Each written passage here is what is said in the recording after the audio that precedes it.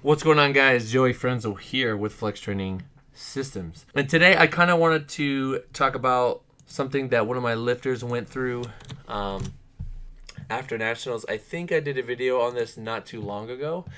But I did, he brought it up to me, and I thought that it was really useful. This could be a very useful topic, especially for younger lifters that are kind of new to powerlifting. And I'm just gonna literally read part of the message he sent me. Alrighty, so here we go. Okay, so past couple weeks, I've been watching my diet. After the meet, so we're talking about nationals here. After the meet was over, I went through like the worst depression ever. I peaked, and then felt like I crashed harder than ever before and had no direction or no clue. I got some of my shit together and I'm ready to go 100% now and put all my effort into having big goals this coming year. And then I told him, hey, that's a good topic. I might do a video on it, and he said that'd be helpful.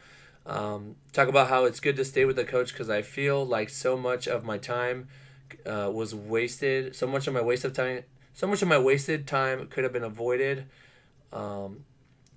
if I wasn't so cheap and paid for training, even when I thought my body needs a break. All right, so this kind of ties into another topic that I recorded in the car, but I just felt like it was all over the place, so I didn't post it. But basically, so this comes down to like yearly planning, but the whole post meet blues thing, like you have this kind of depression after a competition. I think that can happen when you don't think about, like we always say to take things day by day, and just kind of focus on the day in front of you and not so much look ahead. But it's good to have goals lined up. If competing at nationals is one of your goals and you hit X amount of, you hit 1500, then saying, okay, like I'm ready to get back in the lab and work and try to hit 1550 or 1600 or whatever. Or maybe your goal is to diet, maybe your goal is to bulk up. But to always have something to work towards is going to keep. This is just how humans work in general. We always need something to move towards, because even after we achieve whatever it is that we're trying to hit, we're going to want more. Granted, with myself and my own lifting, I'm very happy with, to say that in my lifetime I've hit an 800 kg total. That means a lot. And look, I think that's it's special to me. It's like check that off the bucket list. Like that's something I really wanted to do, and I'm really happy with that. And that's great. But immediately after, I was like, okay, now the goal is to drop down and hit something close to that at a lower body weight, etc., etc. So to kind of help yourself not fall into that little post-meet pitfall, you got to just have your eyes on the next thing and then work every single day to get towards that next thing, whatever that next thing is. I'm actually going to pull up the message again. Yeah, okay, so then the whole thing about, like continuing training after meet so you don't waste time. One, if you're investing a lot of time to reach this high level of performance, and then you just kind of stop with your coach, you can fall apart. You literally invested all this time and energy into getting to where you are, and then for you to do that, like for me, it's rare, but when it does happen, it's sad to see someone put in so much time and build all this momentum with you, and then they kind of just fall off and you see them fall apart. It's really a sad thing, and even just seeing past people that they're not with me for one reason or another. Literally, I can count them on one hand. Like they're just not getting any better, and it's a frustrating thing, and it's a sad thing, honestly. So obviously, like money is a thing. People don't have the financial means to continue, programming. Then what are you gonna do? But I'd like to think that I'm affordable, and my whole thing is if I can keep somebody around longer, we can build a relationship together. I can learn them better over time. Just simply me seeing their lifts in front of me over and over and over and over is going to give me a really great idea of that lifter, and you're going to learn them. And this is something that we see in professional sports. We see it in everything in life. When you have like a fighter with the same coach forever, or Bill Belichick and Tom Brady, or the Spurs, or any great legacy, it comes from just building even in a relationship, you have two people that come together and you build over time, and eventually it becomes something special. It can almost come to a point where we encounter a situation, and I might have a thought, and my lifter might be thinking, Joey's probably going to have me do this, and I need to do my part to make sure that I can execute.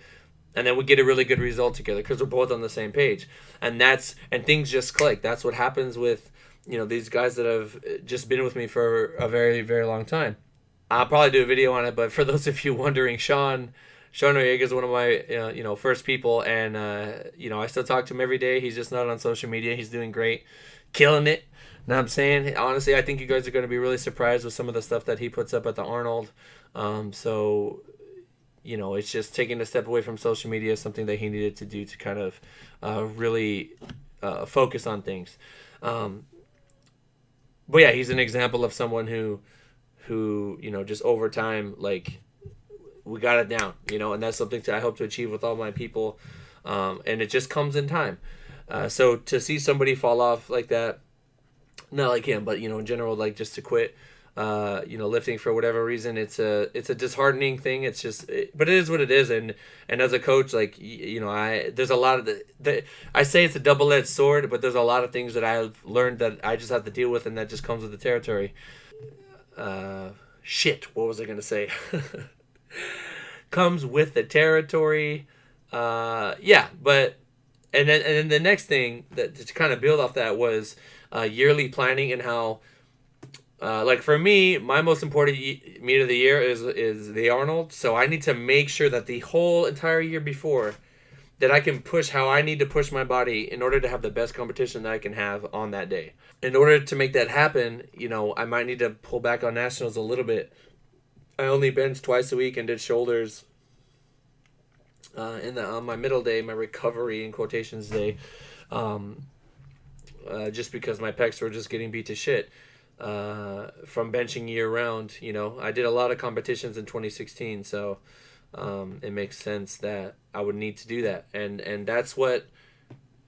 that already goes into programming, and that's something that I had to explain to one of my other lifters. I told her that you're putting the stress on yourself. Like, I'm not, like, nobody's forcing you to compete frequently, and training is not going to be the same in the same gear year round. It's impossible. You literally, like, burn out. You'll get injured. Granted, everybody's different. That's the thing. Everybody's different. Some people can go, some people can push year round and they're going to get away with it. Some people can't. Some people have a lifestyle, and this is what people need to understand. Some people have a lifestyle that allows them to push at, in a high gear year round, meaning all they have to worry about is their training. They don't have a physical job. They don't have kids. They don't have X, Y, and Z. So, we see other people, and we have to understand that everyone's situation is different. There's context behind each person and each individual, and we can't, we're only looking at on the outside in, right? All this shit revolves around social media. We can only see outside in. We don't know what's going on behind the scenes. There's a lot of injuries or little knickknacks here and there that I've been able to work through, and I haven't even mentioned, just because, there's just no point, because I know I'm going to handle it and get through it. But it's something that in the past, for example, it may have freaked me out.